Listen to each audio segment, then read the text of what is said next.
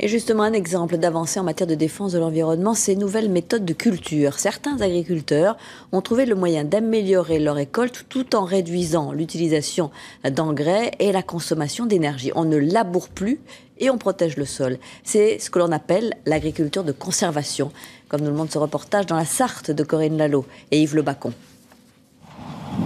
Conserver un tapis végétal et semer directement sans labourer, voilà le principe de base de l'agriculture de conservation. Qui pourrait deviner que cette machine vient de déposer sous la terre des graines de maïs? La première fois, j'y croyais pas du tout. Je me disais, c'est pas possible, le maïs verra jamais le jour. Et en fait, on a compris que toute cette végétation-là sert à nourrir les vers de terre. Et finalement, c'est pas du gaspillage, c'est de l'énergie gratuite du soleil qui nous a fabriqué de la biomasse, qui va donner à manger aux vers de terre, qui par la suite vont faire des déjections, qui vont nourrir nos plantes. Et c'est comme ça finalement qu'on va lever le pied sur la chimie. Là, il est énorme, celui-là. Aujourd'hui, ici, sur cette parcelle-là, on est facile à 4 tonnes de vers de terre. Donc aujourd'hui, il n'y a plus besoin de travail mécanique.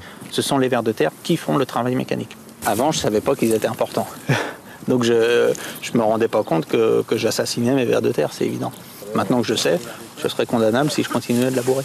Tous ces résidus posés à la surface du sol, c'est le toit de la maison des micro-organismes du sol. Donc s'il n'y a pas de résidus, il n'y a pas de couverture, il n'y a pas de toit. Et s'il n'y a pas de toit, dès qu'il y a un orage, tout s'en va. Voilà ce que veut oublier l'agriculture de conservation. Lorsque le sol est labouré et laissé nu, la pluie entraîne son érosion. En revanche, lorsqu'on y implante une culture de couverture végétale, la pluie s'infiltre et le sol garde sa fertilité. Et si on fait ça, à mon point de vue, l'engrais, on va peut-être pas le retrouver dans le fond. On va peut-être arriver à le retrouver sur la hauteur. Ouais. Un fabricant d'outils agricoles est venu aider ces agriculteurs à mettre au point des machines adaptées à leurs besoins. L'idée de base, c'était de faire du semi-simplifié, évidemment en consommant beaucoup moins de fuel que ceux aujourd'hui qui prennent la charrue, air rotatif, semoir, et tout ça, ça a un coût. Dans ce champ, c'est le seigle qui sert de couvert végétal. Une autre machine va ensuite casser les tiges tout en laissant les résidus sur place pour servir de paillage. Là, on vient juste écraser la tige comme on peut voir. Et à partir de là, mécaniquement, la destruction, elle est totale et sans utilisation de chimie dessus. On va laisser toute la végétation au sol. On va avoir notre tapis et notre maïs qui va prendre le dessus. Et on va avoir une couverture et un maïs qui va bien se développer. Donc là, on diminue quasiment de moitié notre volume d'eau utilisé pour la même culture. Ce champ de colza n'a pas connu de labour. Du point de vue économique, c'est très intéressant sur cette parcelle parce que par rapport à une culture conventionnelle en labour, nous avons apporté 3 fois moins d'engrais. Et il y a eu 0 herbicide. Et si on vous obligeait à retourner en arrière? Ah, faudra me passer dessus. J'y tiens pas du tout. Donc on peut plus dire labourage et pâturage sont les deux mamelles de la France? On va garder le pâturage uniquement. Et on va faire confiance aux vers de terre pour le labourage. Cette façon de conserver les sols vivants présente enfin un autre avantage. Elle rejette peu de gaz à effet de serre dans l'atmosphère.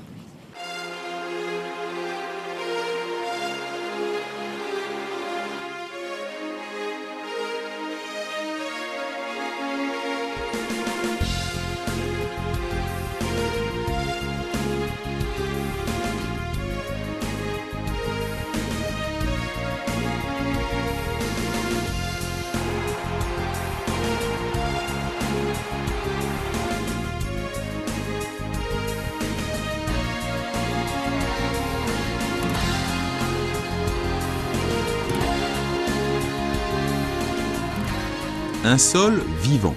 Cette notion peut surprendre, car a priori, un sol reste toujours un sol, certes plus ou moins fertile, mais toujours aussi inerte.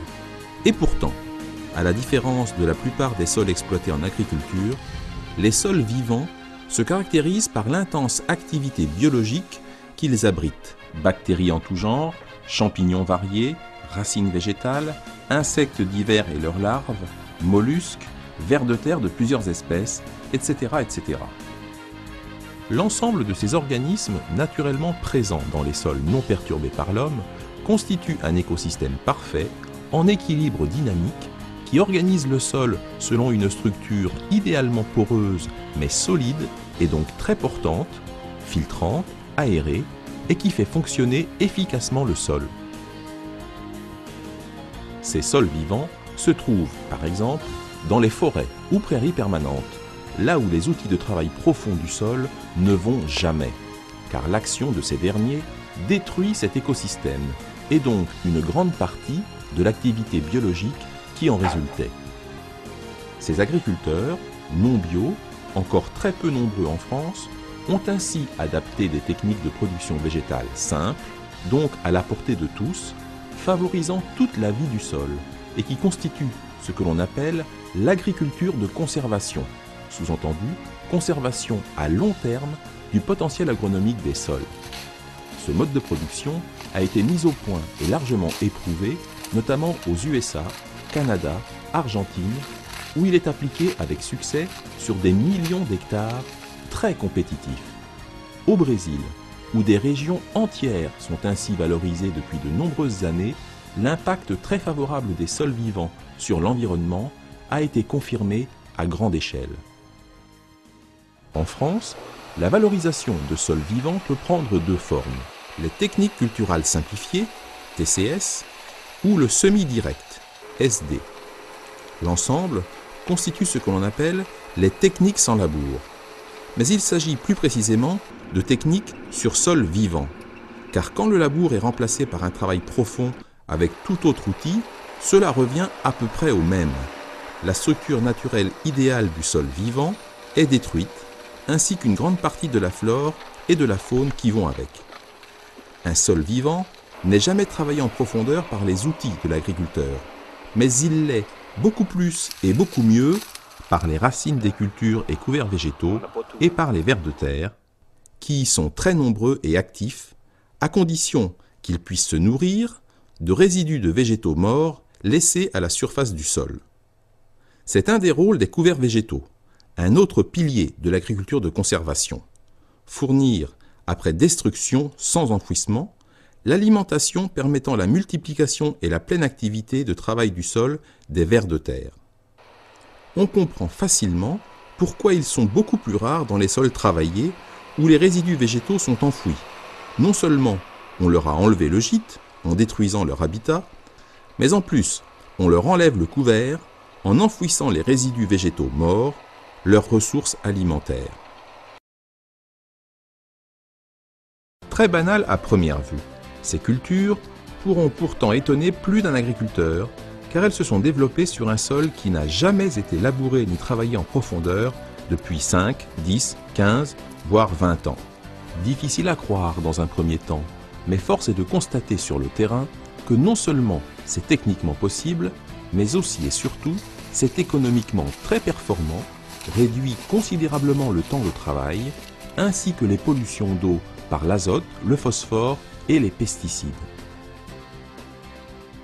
J'ai arrêté de labourer en 95 avec 5 de mes voisins et on a formé une CUMA où on a mis en commun tout le matériel de travail du sol et on a tous fait le pas en même temps d'arrêter de labourer, ce qui nous a fortement aidé puisque on a fait les démarches ensemble, les formations ensemble. On arrive déjà à implanter avec moins de 20 litres de gasoil, on implante nos cultures. Et aujourd'hui, globalement, sur les 6 agriculteurs de la CUMA, il n'y en a pas un qui est prêt à faire marche arrière. Mon comptable n'y croyait pas, aujourd'hui il regarde les chiffres. Depuis que je suis en semi-direct aussi, c'est que la citerne à fioul, au lieu de faire 2 fois le plein dans l'année, je le fais plus qu'une seule fois. Déjà par rapport au traditionnel, avec le semi-exact, ça avait bien baissé, mais bon, il fallait de la puissance, mais là avec le semi-ato, comme ça ne demande pas de puissance, il faut 5 litres hectare pour semer, donc ça va. Depuis une quinzaine d'années, Pierre Chenu exploite ses 150 hectares en TCS, en plus de 50 vaches laitières. Le banquier, quand il voit nos résultats, il s'étonne de sortir d'aussi bons résultats, d'aussi bonnes marges nettes, parce que par rapport à l'outil de production, quoi. Mais alors qu'on n'a pas de rendement meilleur que d'autres, mais c'est qu'on a des coûts de production derrière qui sont beaucoup moins importants. Donc ce qui compte, c'est ce qui reste. Après 10 ans de technique culturale simplifiée, Jean-François Sarraut est passé au semi-direct il y a 5 ans pour exploiter ses 200 hectares. Depuis le début de l'implantation du couvert jusqu'à la fin de la récolte de la culture de vente, on est à 2 heures et quart de travail par hectare, tout compris. Et on est aux environs de 35 litres de gasoil consommés pour le même itinéraire par hectare, depuis l'implantation du couvert jusqu'à la récolte comprise. On a globalement divisé par 3 l'ensemble des coûts de mécanisation, main-d'œuvre comprise. Au début, comme beaucoup de gens, on avait des problèmes de main-d'œuvre, on voulait gagner du temps. On était un petit peu sensibilisé sur la partie agronomie parce qu'on voyait quand nos sols se dégradaient, on avait des problèmes de battance, on devait faire recours de plus en plus à l'irrigation. Et on est sur une zone vulnérable, on pompe dans un bassin versant où on a des restrictions d'eau. On est sur un point de captage d'eau où il faut que l'eau soit nickel en azote. Donc on était sensibilisé là-dessus et en fait on avait envie de modifier nos pratiques où on voyait bien qu'on rencontrait de plus en plus de problèmes, on était carrément tributaire de la chimie. On avait envie de produire autrement, d'une autre façon. Outre la résolution des problèmes d'érosion, de pierre, de baisse du taux de matière organique, de battance, d'économie de main-d'œuvre et de charges de mécanisation, les techniques sur sol vivant seraient-elles aussi plus respectueuses du milieu naturel en général et de la qualité de l'eau en particulier? D'un point de vue environnemental, on va pouvoir répondre à beaucoup de critiques de façon nette. La fuite du phosphore responsable des algues vertes, c'est de l'érosion de sol. Ce n'est pas autre chose, c'est des stations d'épuration, mais aussi de l'érosion de sol. Et le phosphore est dans la terre. Donc si pollution phosphore, donc érosion, ruissellement. Des vers de terre, il y en a un paquet. Le ver de terre fait un travail monstre dessous. Et puis une fois qu'on a ces auxiliaires-là, il s'agit ensuite de les entretenir. Donc on est bien d'accord, quand on a une population de vers de terre, elle ne se développe et elle ne résiste que si elle a de la nourriture à profusion. Donc c'est l'intérêt des couverts que d'apporter la cellulose et la lignine nécessaires à leur nourriture. Que visuellement, au départ, c'est pas beau, c'est vrai qu'il n'a rien à vendre par rapport à l'autre, mais arrivé comme aujourd'hui, déjà dans le champ, là, on voit pas les différences. Et puis, moi, je considère que si on a le même résultat, le même rendement, et qu'on a un coût de mécanisation divisé par 2 ou par 3 dans certaines conditions, et qu'on entretient la nature, enfin on ne détériore pas le sol, quoi, il y a plus ruissellement, pour moi, c'est gagné, quoi, c'est tout, quoi. Et puis, voilà, c'est pas de refaire le monde, c'est de vivre avec d'observer la nature et laisser la nature faire, quoi.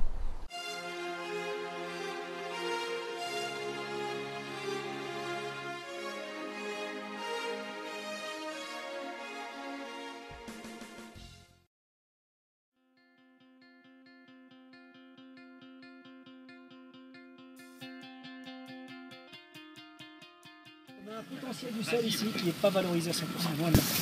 Le problème, c'est qu'il faut le remplir de flotte, le sol, et qu'il va falloir que l'eau puisse rentrer, et que l'eau qui rentre laisse la place à la pluie après. Donc ici, c'est tellement tassé qu'il suffit d'avoir un orage, une pluie un peu importante, pour que ça n'arrive pas à passer, ça met beaucoup de temps à passer la semaine de labour. S'il n'y a pas de macroporosité, comme une trotteur de terre, etc., l'eau stagne, et la pluie qui arrive après, elle ne peut pas rentrer dans le sol et s'en va. Donc comptablement, si vous regardez les météos, vous aurez reçu 400 mm de flotte. Et dans les faits, si vous faites un trou à l'intérieur dans le sol ou un truc comme ça, vous allez percevoir que l'eau est trempée et qu'en dessous c'est sec. Donc quand vous aurez besoin de la flotte l'été, les 400 mm, ça fait longtemps qu'ils seront partis dans les fossés, dans la rivière, etc. Voilà pour ça. Donc qu'est-ce qu'on peut faire pour récupérer une semelle de labour? On peut faire du sous-solage. Labourer un peu plus près. Labourer un peu plus près, ça suffira pas, parce que... on va en faire une autre. Parce qu'on va en faire une autre plus profonde, on va être emmerdé. Pour fissurer. Pour fissurer, ou alors mettre le plus efficace, c'est les couverts. C'est d'associer plusieurs plantes dans les couverts. On a plus d'organique. Alors il ne faut pas oublier que les plantes préfèrent de l'organique à la surface. La nature est organisée pour accepter la matière organique en surface. Alors il y a tout un tas de bestioles qui vont digérer ça et je pense que qui sont faits pour ça et qui vont les rentrer. Mais tout est déposé sur la terre, si tu veux. Et ça va rentrer progressivement et ça va s'organiser ça. Et donc il faut réapprendre au sol à venir redigérer en surface. Alors c'est pour ça qu'il y a des fois un laps de temps d'organisation. Et cette activité biologique, entre autres les vers de terre anéciques, eux ils viennent se nourrir là, et en plus, dans des sols qui ont de la fraîcheur, ils vont avoir envie de se protéger quand c'est un peu chaud et sec, ils vont descendre là. Tu as une galerie avec de l'organique autour, donc tu as un passage, tu as de l'organique, les racines vont descendre. Le fait d'avoir des vers de terre, ça va aider. Alors j'avais une question tout à l'heure, qu'est-ce qui tue les vers de terre? Eh bien c'est tout con, ce qui tue les vers de terre le plus dans nos successions culturelles actuelles, c'est le manque de nourriture. En fait, il y a des grandes périodes, un maïs c'est trop propre. Regardez, il n'y a pas grand chose là au sol de résidus à chauffer pour un ver de terre. Pour se mettre à la place du ver de terre, c'est très difficile, il arrive. Vous imaginez que vous sortez du sol, vous regardez autour, là, dans un périmètre de 4-5 cm, qu'est-ce que vous avez à bouffer? Pas grand chose. Et ça va durer combien de temps? Ben, on va dire semi quoi? Avril? Oui, mai. Allez, mai, juin, juillet, août, septembre, octobre. 6 mois sans avoir rien à bouffer. Et ben, vous dézinguez vos vers de terre. Tout simplement. C'est pire qu'un labour. Un relabour et un semi-blé, donc là, il n'y a plus rien, C'est la cata. Donc, si on veut avoir des vers de terre, il faut penser à leur apporter à bouffer. Comme aux vaches. Dessus. Des résidus des résidus végétaux, un compost, je sais rien, peu importe, un truc. C'est bête, mais c'est certainement le plus efficace pour entretenir. Les fumiers pailleux. Comment? Et alors effectivement, les TCS sont une bonne solution parce qu'on laisse forcément des résidus en surface. De ce point de vue-là, c'est très bien. Quelle est la méthode, Olivier, pour remédier à la semelle de labour, là, la meilleure méthode? Des couverts. Là, c'est des associations de couverts avec des pivots, d'associer une facélie, un seigle, éventuellement des radis qui peuvent recréer des macroporosités. Radis chinois, là, radis il ne sera pas stoppé par cette semelle. Alors, il ne sera pas stoppé par cette semelle parce qu'on les sème en hiver. Et par contre, si c'est humide, ça devient plastique et là, n'importe quoi passe. Et en plus, ça permet à l'eau de passer en profondeur, etc. Si c'est humide, la plante ne va pas aller chercher l'eau dans le fond. Si. Les plantes, ça... C'est génétique d'avoir un pivot qui va descendre. Ouais, parce que ça pense à c'est programmé pour ça et pour se préparer aux des conditions plus dures, etc.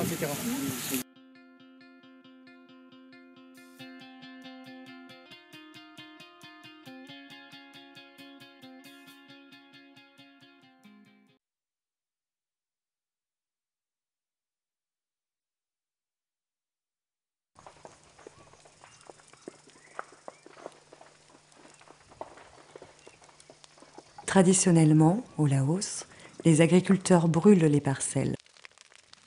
Le brûlis permet de nettoyer les champs des mauvaises herbes et restitue une partie des éléments nutritifs pour les cultures.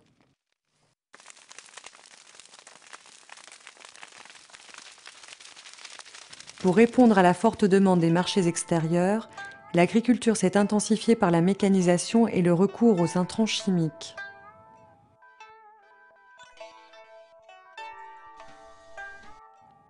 Les sols labourés sont très sensibles à l'érosion. Sur les collines mises à nu, le sol est emporté par les eaux de pluie, il dévale les pentes jusque dans les rivières et les fleuves. Avec l'érosion, la fertilité des sols chute rapidement. Les champs ne peuvent plus être mis en culture.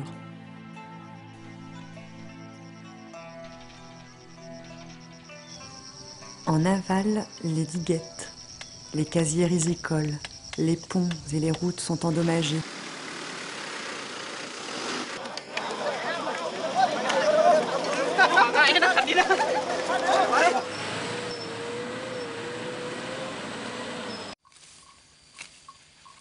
Les paysans labourent pour lutter contre les mauvaises herbes et augmenter leur surface agricole. Mais cette pratique est rapidement devenue inefficace. Il y a de plus en plus de mauvaises herbes dans les champs labourés. Les surfaces cultivées sont chaque fois plus grandes. La main-d'œuvre familiale ne suffit plus pour cercler ces mauvaises herbes. Pour produire plus et mieux, tout en respectant l'environnement, une alternative existe. Elle s'appelle l'agriculture de conservation.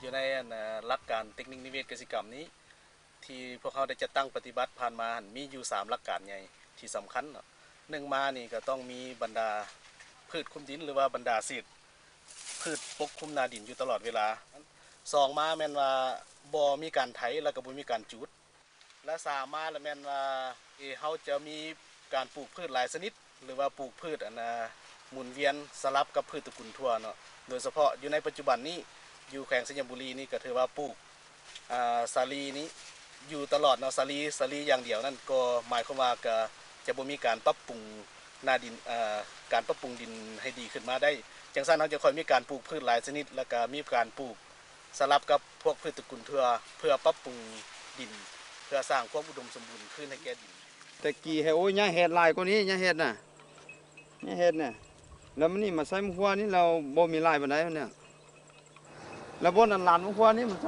ำบ่ยานแดดเลยมันก็บ่ยากมันปลูกผสมกันเดี๋ยวนี้นี่นั่นล่ะก็เป็นดีจังว่าเรามาเฮ็ดอันนี้เราบ่ได้ใช้งานหลายมาใส่มะขวานี่น่ะ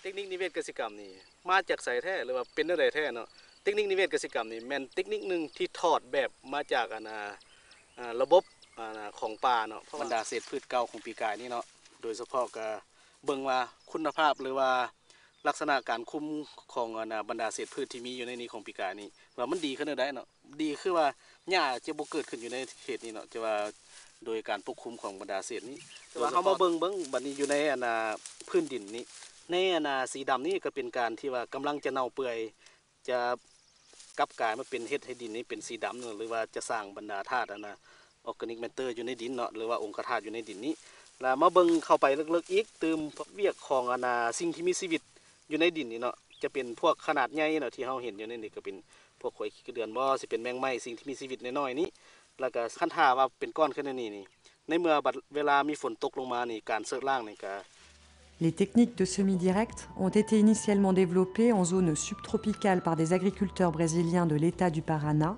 il y a une trentaine d'années.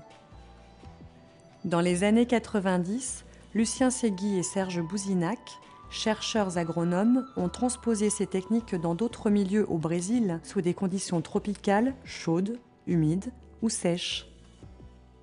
Ils ont amélioré les premières techniques de semis direct en concevant les SCV et ils ont montré que ces systèmes pouvaient être adaptés à une grande diversité d'environnements. À l'heure actuelle, l'agriculture de conservation est pratiquée en Amérique du Sud et du Nord, en Europe, au Canada et en Australie sur une surface totale de plus de 105 millions d'hectares.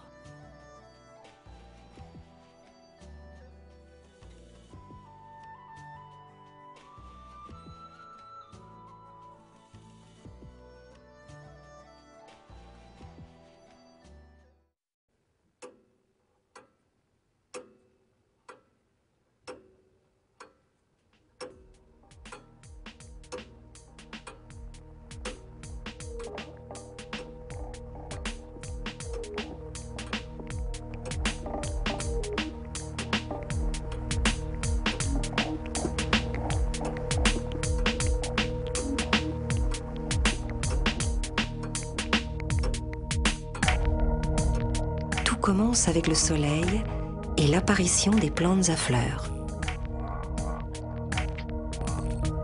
La Terre invente un système stable où quelques éléments circulent en boucle.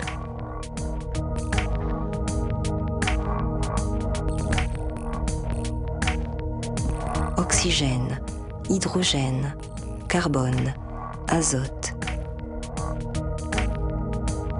Et sous sa cloche de gaz, la vie au chaud.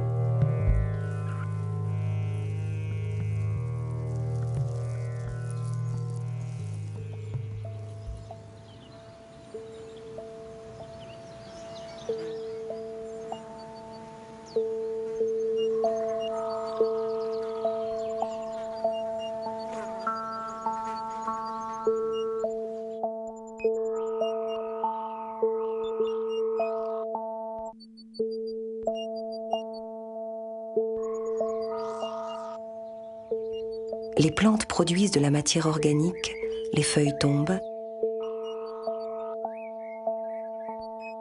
les animaux meurent. Comment se déroule la transformation qui va permettre le recyclage de tous ces déchets?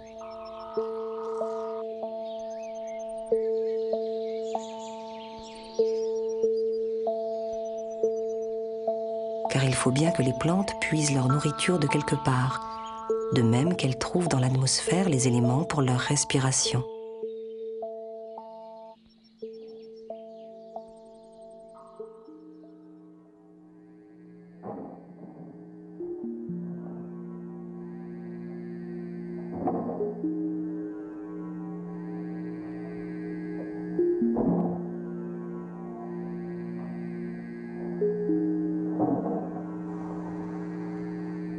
Au sol, des milliers d'organismes se nourrissent des fragments de matière morte.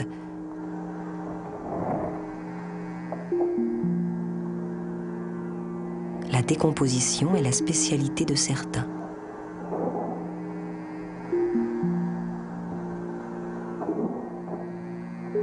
Sans eux, la planète serait couverte de déchets qui s'amoncelleraient.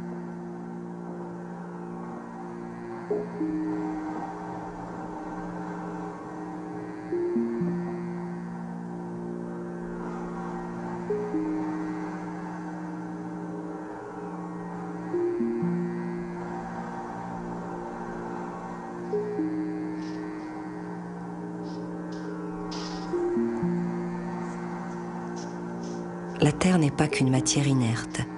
Elle abrite la plus grande partie de la vie de notre planète. Racines, micro-organismes, vers de terre. Avec les bactéries, mais aussi les arthropodes, les insectes, leur fonction est la reconstitution perpétuelle du sol.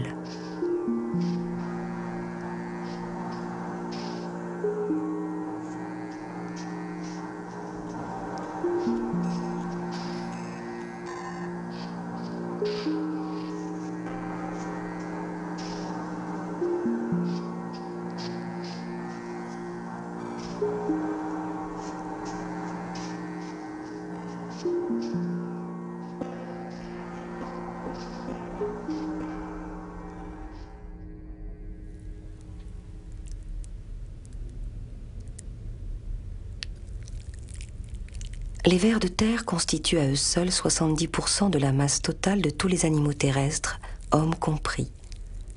Apparus il y a près de 700 millions d'années, ils sont archaïques.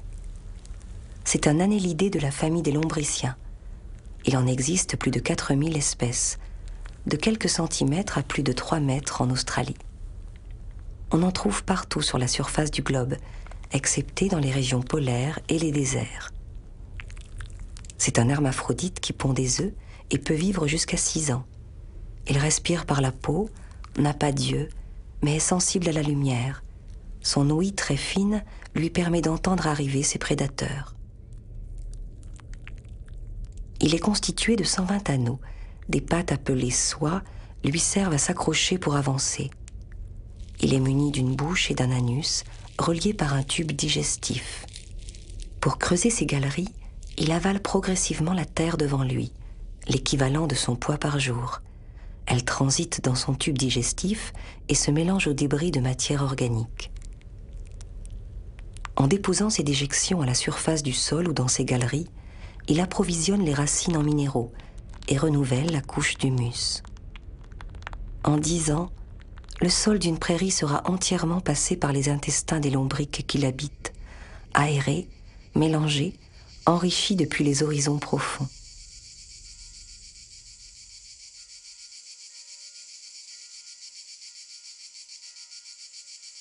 Un sol, c'est un écosystème, un équilibre entre composantes physiques, chimiques et biologiques. on a eu tendance à le considérer comme un support dont on pouvait corriger les carences. Une démarche qui a porté ses fruits puisqu'elle a permis de rendre les pays développés autosuffisants.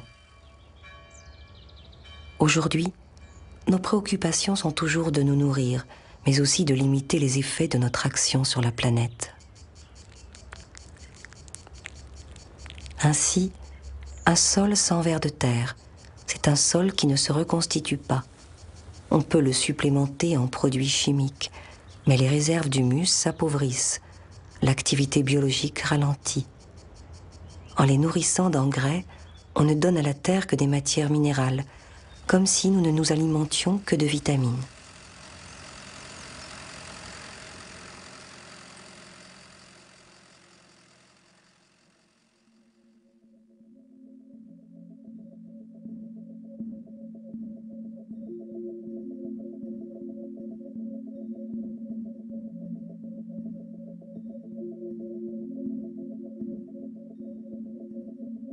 Mais le ver de terre ne fait pas que transporter la matière organique.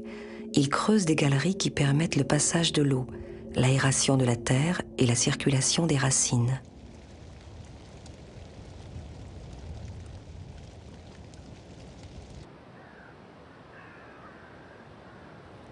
Un mètre cube de terre, c'est 500 mètres de galeries creusées. Elles permettent l'écoulement de 170 mm d'eau à l'heure.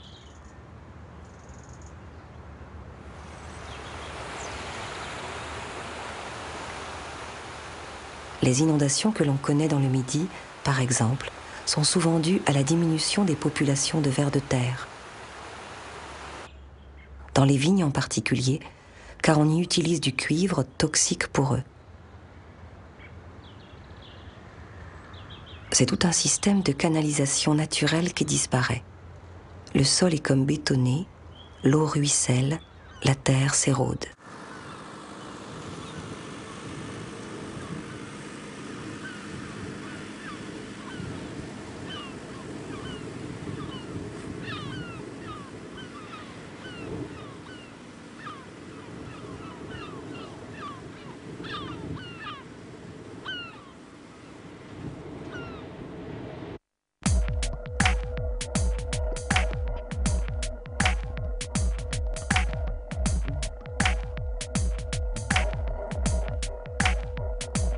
Dans la chaîne alimentaire, chacun sert de proie aux uns et aux autres. De 1 à 5 tonnes par hectare, les vers de terre sont une masse de protéines importante pour de nombreux animaux.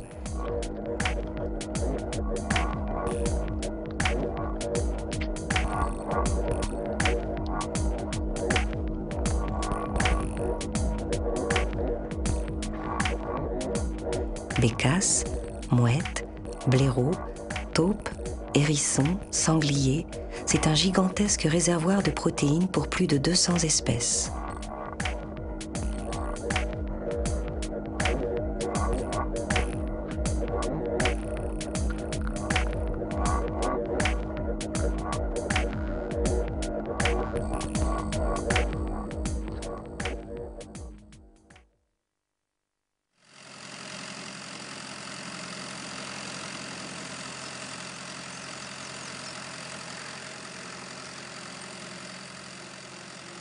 Faire disparaître le ver de terre ruine le sol et provoque l'érosion. Avant l'intervention de l'homme, le désert constituait 11% de la planète. Il représente maintenant 32% et augmente à la vitesse de 10 millions d'hectares par an. 10 millions d'hectares en moins pour nourrir les hommes chaque jour plus nombreux.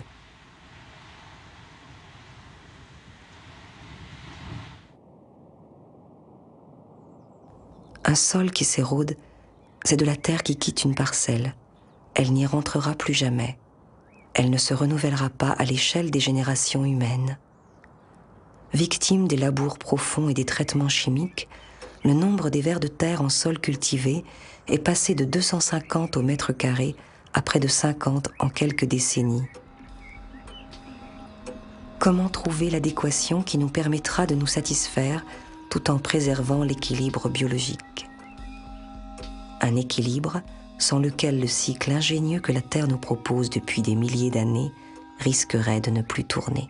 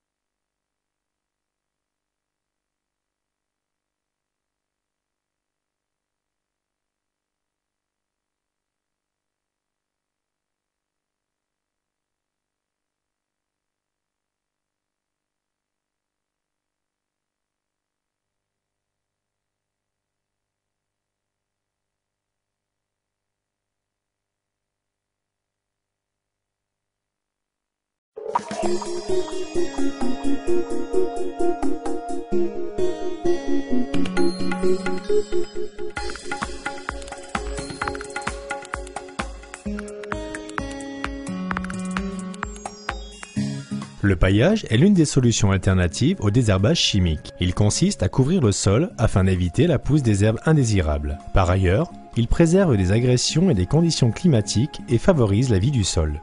Pour garantir une bonne efficacité, il est essentiel de veiller à supprimer les plantes spontanées déjà présentes et d'appliquer une couche suffisamment épaisse. Différentes solutions s'offrent à vous, parmi lesquelles les paillis du commerce, mais aussi celles issues du recyclage.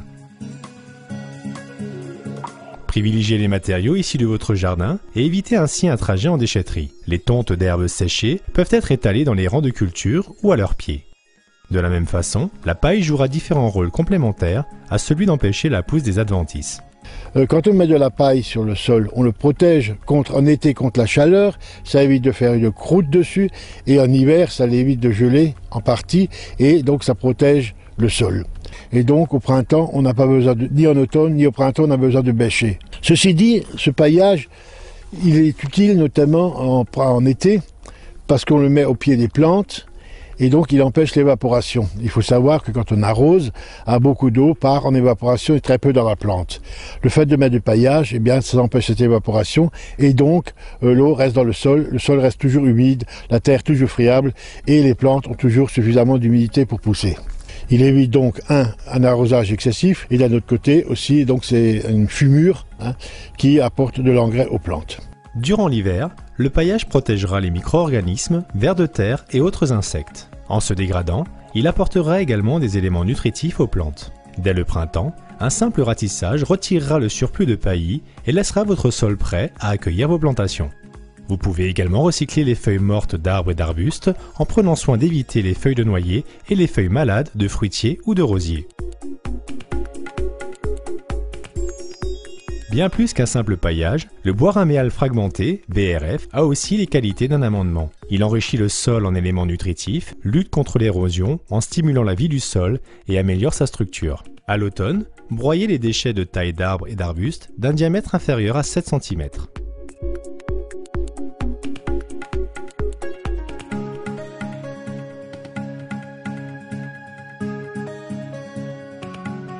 Dans le commerce, vous trouverez également de nombreux paillis. Différentes possibilités s'offrent à vous. Sous les massifs, arbustes et haies, utilisez des matériaux de petit calibre, faciles à étaler comme des écorces de feuillus, des fèves de cacao, des paillettes de chanvre ou de lin, des copeaux de bois et des paillettes de couleur.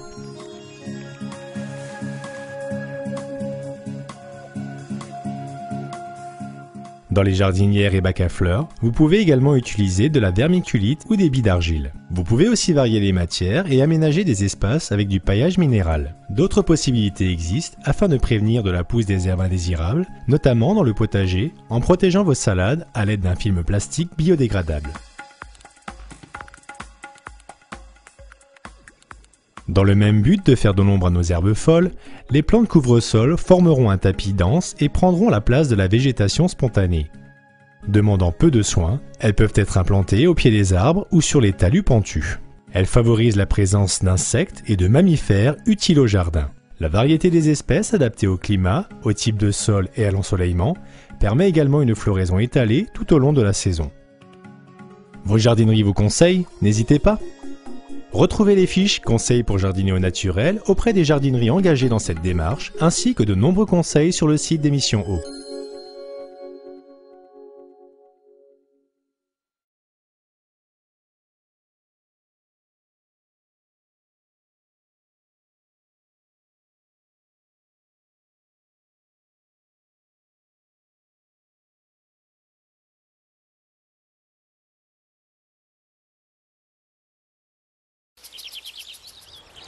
Voici ma dernière acquisition. Après la niche du chien, le panier du chat, beaucoup moins banal, je vous présente le lombricomposteur du verre. Je vais enfin pouvoir recycler les déchets de cuisine à la source puisque j'habite en pleine ville et j'en ai assez de transporter mes épluchures entre chez moi et mon jardin. Le principe du lombricompostage consiste à élever des vers qui vont transformer la matière organique en humus très fertile. C'est le processus naturel d'humification. Mais cela permet en plus de faire un vrai geste quotidien pour la planète, puisque cela réduit d'un tiers le volume de nos poubelles. Donc, leur transport en camion, leur incinération dans des usines, l'émission de gaz dans l'atmosphère, bref. Et cela fait longtemps que nos voisins européens s'y sont mis. Donc pourquoi pas nous? En tout cas, quand on aime la planète, on ne compte pas. Je serai donc équipée d'un bac à compost dans mon jardin et d'un lombricomposteur at home. Mais voyons de plus près.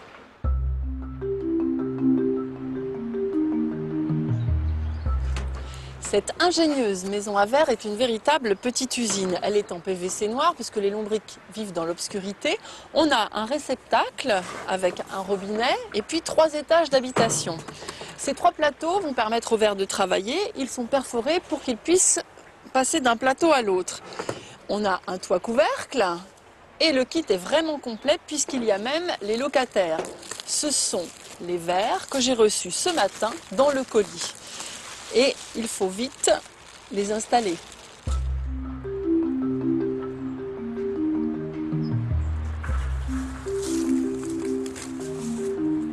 Je commence par préparer leur friandise préférée. Ils raffolent de ce pain de coco que j'ai mis à tremper et que j'étale dans le bac du fond. Je dispose les vers sur le dessus, je les laisse quelque temps en pleine lumière, comme ça ils vont chercher l'obscurité et s'enfuir dans cette litière.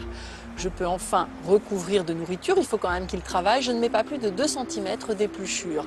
Je mets le tapis d'humidité que je n'ai pas mouillé et enfin je recouvre le tout avec le couvercle et je les laisse tranquilles pendant 2 semaines. 1 kg de verre est capable de décomposer 2 kg de matière organique par jour. Alors, leur nourriture est très simple, ce sont les marcs de café et de thé, les épluchures bien sûr de fruits et de légumes, mais aussi les coquilles d'œufs. Alors tout ça ce sont des matières organiques riches en humidité et en azote. Il faut donc les compléter comme le même principe d'un compost avec des matières carbonées. Donc on va utiliser du carton que l'on déchire et que l'on mouille pour faciliter le travail des vers. On peut utiliser aussi de la sciure de bois, des essuie-tout, des mouchoirs, des cartons d'œufs, enfin tout ce qui va apporter une matière carbonée et plus sèche dans le lombricomposteur. De toute façon, les vers vont réguler leur population en fonction de l'espace et de la nourriture dont ils disposent. Et sachez que dans un lombricomposteur, on peut aller jusqu'à 6000 à 8000 vers. Il faut bien compter 2 mois de rodage. Ensuite, l'activité des lombrics va crescendo pour atteindre sa vitesse de croisière. On va enfin obtenir au bout de quelques temps le fameux lombricompost qui est très très riche. Par contre, tous les lombrics sont à l'intérieur. Il va falloir les attirer dans un autre étage que j'ai préparé avec des épluchures toutes fraîches. Ils vont être attirés et passer par les trous. Je pourrai donc facilement récupérer mon lombricompost. Je recouvre le tout et régulièrement vous pourrez aussi utiliser ce que l'on appelle le thé de compost. C'est ce jus que l'on récupère à l'aide de ce robinet. C'est un excellent engrais coup de fouet dilué à 1/10. À part ça, le lombric est silencieux, obéissant et pourrait bien devenir un animal de bonne compagnie. Cette semaine, pour vous réchauffer, finissez de ramasser les feuilles mortes et gardez-les précieusement pour les composter. Ramassez aussi toutes les feuilles qui sont tombées dans votre bassin. Au potager, protégez les légumes contre le froid. installer un voile d'hivernage pour les légumes feuilles et buter certains légumes comme les artichauts, les navets ou bien encore les choux. Continuez aussi à planter tout ce que vous voudrez et retrouvez sur notre site internet les coordonnées de notre meilleur fournisseur de lombric et de lombricomposteurs.